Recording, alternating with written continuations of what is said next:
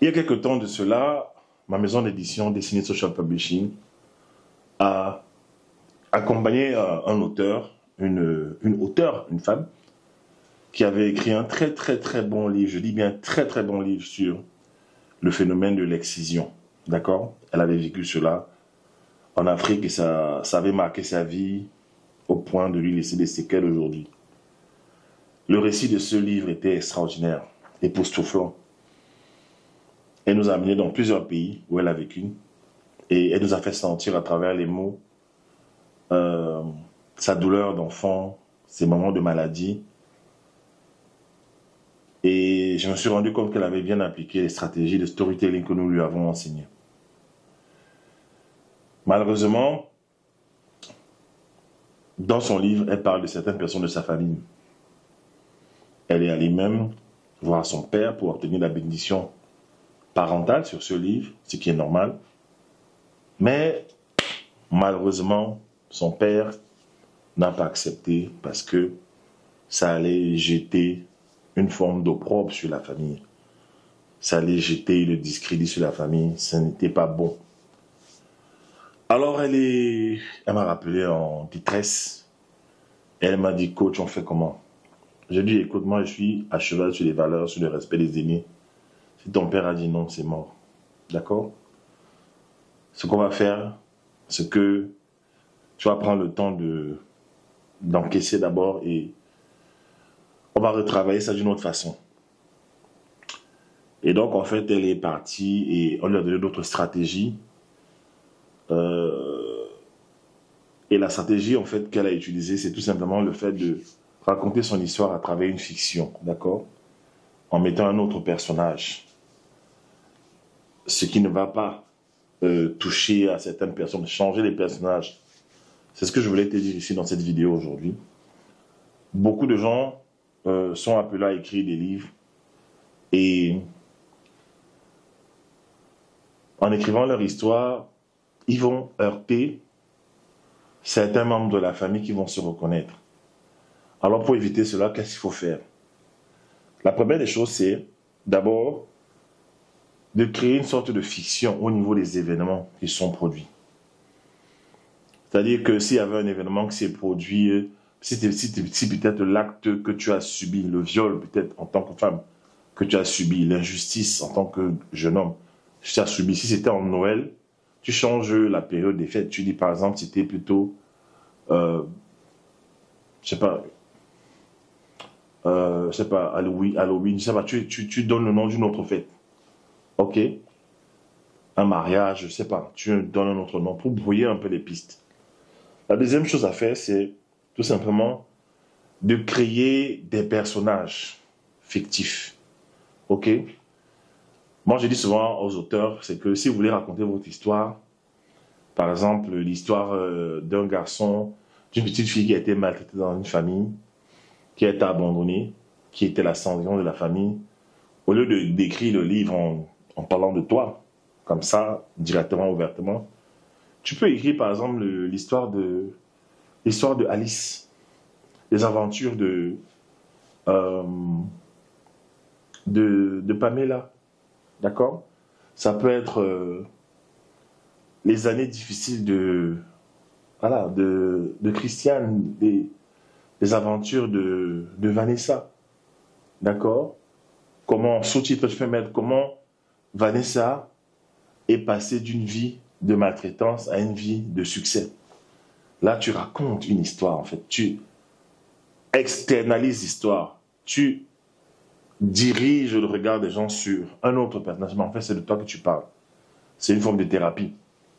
D'accord? Donc, tu fais ça.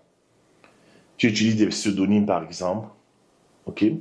Tu vas utiliser quoi d'autre? Tu vas changer parfois le contexte. D'accord?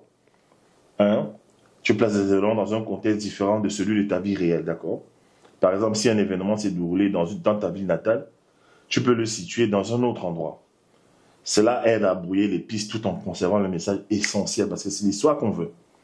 Récemment, j'ai regardé dans l'avion un très bon film, Iron Claws. C'est l'histoire d'un père qui a raté sa carrière de musicien pour aller faire le catch. Ça n'a pas marché. il transforme ses enfants en catcheurs et ses enfants commencent à mourir les uns après les autres parce qu'ils n'obéissent pas à leur destinée. Et le film, en fait, est très inspirant, mais ça vient d'une histoire apparemment qui est encore plus terrible, mais on a un peu accentué les choses, on a un peu adouci les choses. Voilà, donc tu peux transformer quelque chose, mais le plus important, c'est de transmettre ce que tu as vécu. L'histoire, si c'est la maltraitance, en fait, tu transmets ça à travers un autre personnage. Est-ce que tu comprends ce que je dis? Ok? Et dans le personnage, tu fais vivre à ce personnage que tu as créé ton expérience personnelle. D'accord?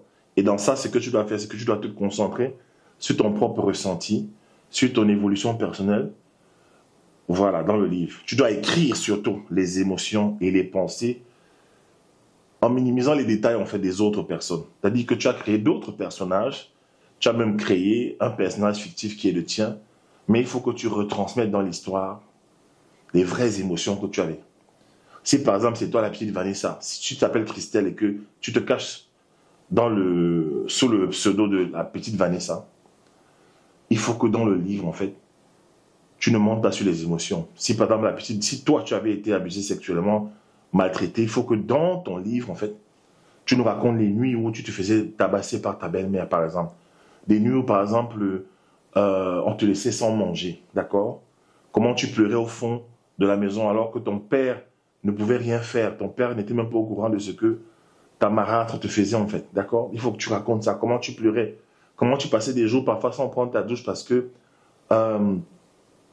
tu avais été maltraité en fait, comment tu faisais laver toute la maison, comment tes cousins ou alors tes autres frères chez qui tu vivais, tes autres frères, les enfants de la nouvelle femme de ton père, avaient les meilleurs vêtements, comment on rentrait de pour acheter les meilleurs vêtements, ils étaient bien parfumés, mais que ton t'abandonnait en fait, d'accord? C'est très important. Ça me fait penser à l'histoire d'un jeune dans une ville du Cameroun que j'ai aidé plusieurs fois. Son père s'est marié, sa mère était morte, et lui, au lieu de lui payer les études, la nouvelle femme de son père, le poussait à aller vendre les arachides au marché. Mais heureusement, il s'est battu en suivant mes vidéos, mes podcasts. Il a pris son argent, il a commencé à acheter des crédits Internet. Aujourd'hui, c'est un grand entrepreneur à Douala. Il a une entreprise de livraison de colis. D'accord? Voilà un peu.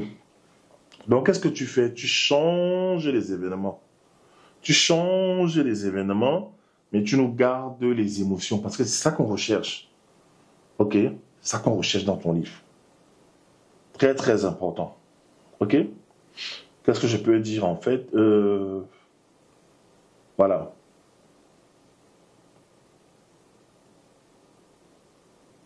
Voilà. Dans ton livre, en fait, faut éviter des détails trop incriminants. C'est-à-dire, faut pas que lorsque tu parles du personnage, tu l'accuses, on sente que tu déverses une colère, une rage. Parce que lorsque tu écris le livre, tu es censé avoir guéri. D'accord? Tu es censé avoir guéri.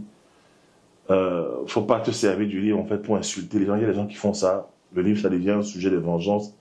Et après, ça se déplace, en fait, du but initial, qui est de donner une leçon, encourager une personne qui passe par la même chose, d'accord? Le but, ce n'est pas de transmettre la colère, la haine, mais c'est de dire aux gens, écoutez, j'étais abusé, j'étais Cendrillon, me voici maintenant, je suis femme d'affaires, me voici, j'ai pu fonder un foyer avec un homme qui m'aime, j'ai des enfants à qui je donne beaucoup d'amour, voilà. C'est comme ça que tu écris un livre. Beaucoup de gens sont face à cette problématique et ne savent pas comment faire. Si vous voulez qu'on vous aide à rentrer dans votre histoire, à l'écrire avec maestria, avec élégance, surtout avec respect, sans créer la guerre autour de vous, venez, on va vous aider, d'accord? C'est très important. Nous sommes une maison d'édition, nous sommes des auteurs, même best-sellers. Nous avons déjà commencé à produire un de nos auteurs qui est best-seller. Nous avons publié plus de 50 personnes par là. Nous avons une académie extraordinaire qui génère des auteurs, qui libère le talent des auteurs. Donc si vous avez un livre à écrire, une histoire à écrire, n'ayez plus peur parce que vous allez blesser les gens. D'accord? Venez, on va vous aider à camoufler les choses. Et ça va rester dans la légalité.